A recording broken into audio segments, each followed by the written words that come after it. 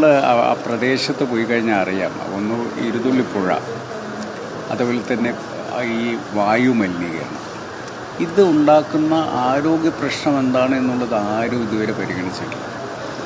ഇപ്പോൾ allergic diseases അവിടെ ഭയങ്കരമായി വ്യാപകമായി വന്നുകൊണ്ടിരിക്കുകയാണ്.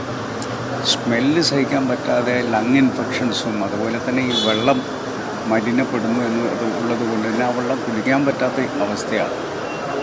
ഇതൊക്കെ വെച്ചിട്ട് ഒരു ധിക്കാരത്തിലൊരു സ്ഥാപനം ഇങ്ങനെ ഏകഛത്രാധിപതിയെ പോലെ അവിടെ പ്രവർത്തിക്കുകയാണ്. ഇതിന് പരിഹാരം കാണാമെന്ന് പറയുന്ന വാക്കുകൾ മുഴുവൻ കാറ്റിപ്പുറത്താണ്. അവർക്ക് ആരും പ്രശ്നമല്ല, ഉദ്യോഗസ്ഥരും പ്രശ്നമല്ല.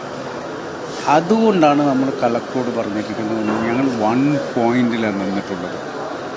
ഇത് പ്രശ്നപരിഹാരം ഉണ്ടാകുന്നത് വരെ അടച്ചുപൂട്ടുക.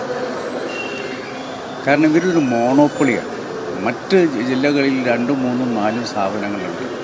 ഇവിടെ ഇവർ ഒന്നേ ഉള്ളൂ എന്ന് പറയുന്ന 25 ടണ്ണ് കളക്ടർ അനുവദിച്ചിട്ടുള്ളൂ. അവിടെ 100 ടണ്ണ് വരെ അവർ സ്റ്റോർ ചെയ്യുകയാണ്. എഫ്ലുവൻറ്റ് ട്രീറ്റ്മെൻറ്റ് പ്ലാന്റ് വർക്ക് ചെയ്യുന്നുണ്ടോ എന്ന് നമുക്കറിയില്ല.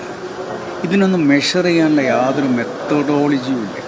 എത്ര സ്റ്റോർ ചെയ്യുന്നതെന്നുള്ളത് മെഷർ ചെയ്യാനുള്ള മാർഗങ്ങളില്ല. ഇതൊക്കെ ഇല്ല എന്ന് പറഞ്ഞിട്ട് നമ്മൾ കൈമലർത്തിയിട്ട് കാര്യമില്ലല്ലോ. ജനങ്ങളെ ജീവിതം വെച്ച് പന്താടാൻ നമ്മളിനി അനുവദിക്കില്ല. അത് എന്ത് വില കൊടുത്തും ജനപ്രതിനിധികൾ എന്നുള്ള നിലയ്ക്ക് ഞങ്ങൾ മുന്നിൽ നിന്നത് പോരാടും.